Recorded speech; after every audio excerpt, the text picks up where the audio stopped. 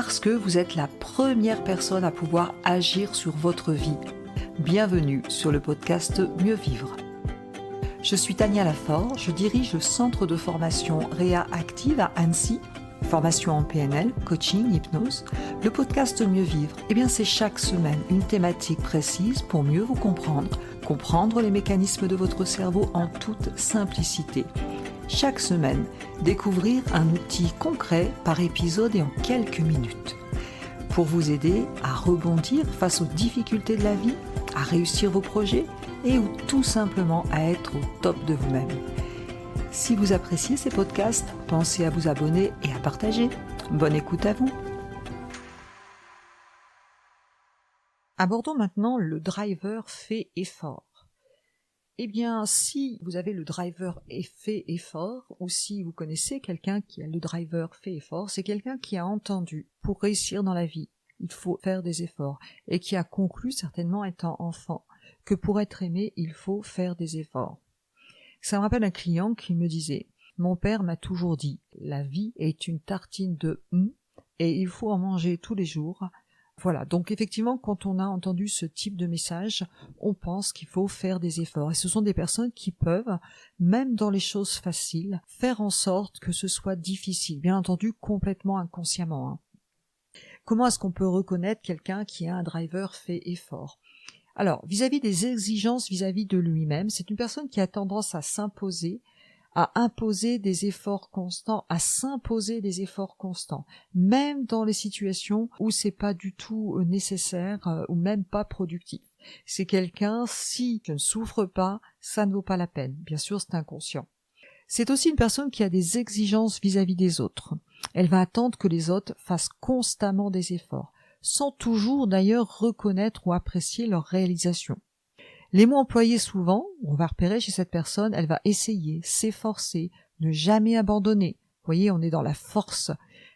Au niveau de ses expressions faciales et de son ton de voix, ce sont des personnes qui ont souvent une apparence sérieuse, concentrée, un ton de voix qui peut quand même trahir une certaine tension, un certain effort.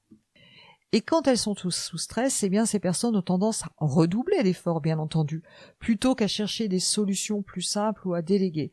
Il faut faire des efforts.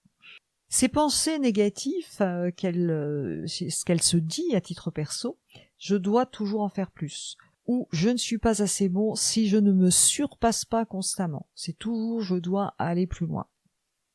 Au niveau du travail, c'est quelqu'un qui va travailler dur, souvent au-delà des exigences, avec le risque aussi de s'épuiser ou de négliger d'autres aspects de sa vie. Si elle ne travaille pas dur, c'est que ça ne vaut pas la peine.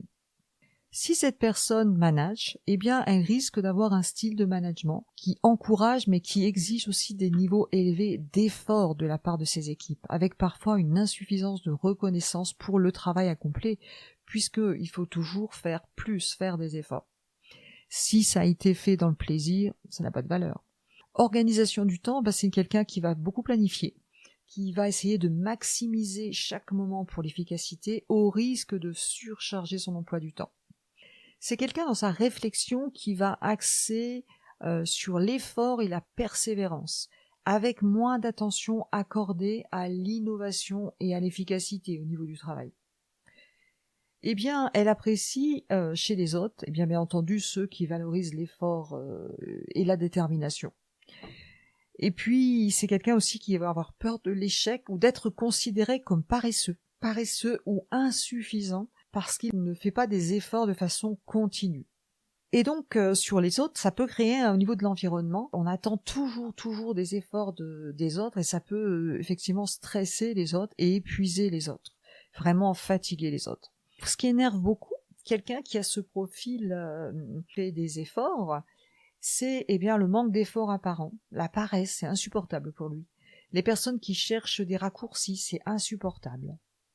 Quelles sont ses marques de reconnaissance préférées ? Bien entendu, ce sont des marques qui sont liées aux efforts et la persévérance. En groupe, comment se comporte cette personne ? Elle va inciter le groupe à s'investir fortement, souvent en privilégiant l'effort, parfois même au détriment de l'efficacité et de la créativité. C'est quelqu'un qui peut exprimer au niveau des sentiments, de la déception ou de la désapprobation pour inciter les autres à fournir plus d'efforts. C'est ce qu'on appelle les sentiments raquettes.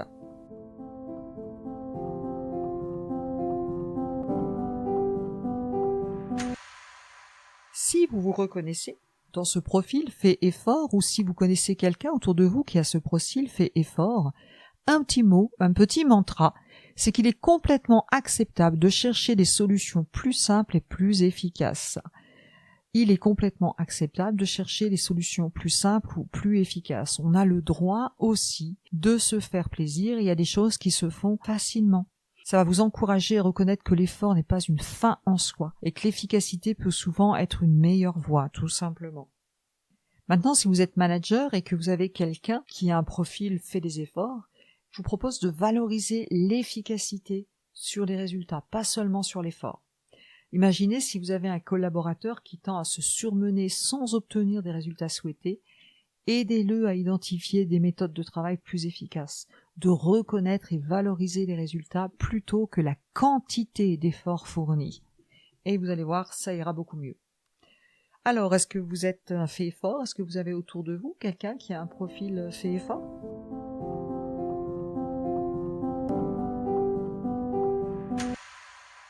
Et bien maintenant, je vous propose de décrire quelqu'un qui a ce profil.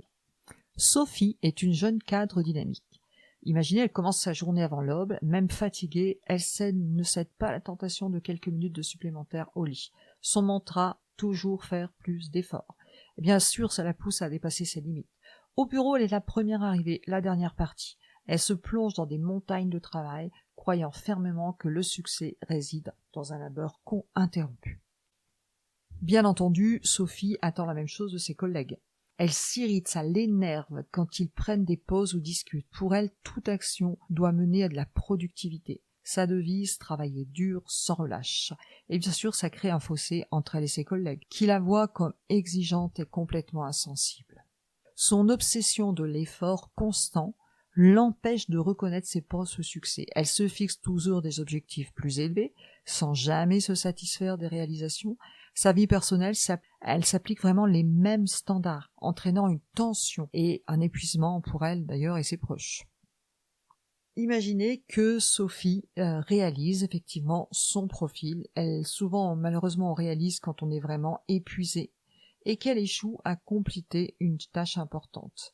Eh bien vraiment pour elle, ce sera une catastrophe. Imaginez que son chef bienveillant lui dise, qui connaît un petit peu les profils de personnalité, demande de commencer à réfléchir sur son mode de vie, sur son mode, et lui propose un coaching en entreprise.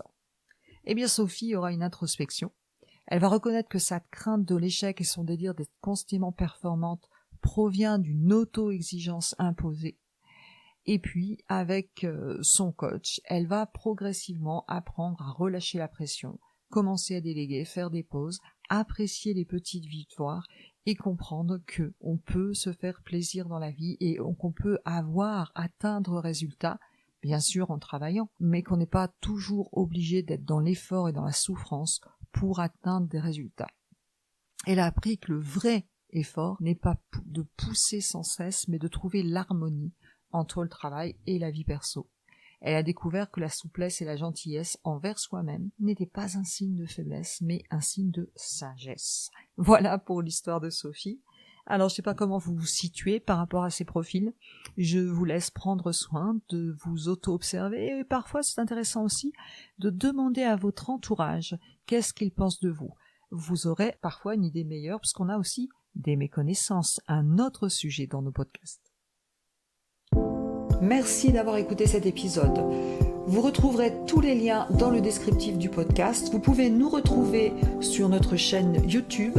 Vous pouvez télécharger des ressources gratuites, e-books.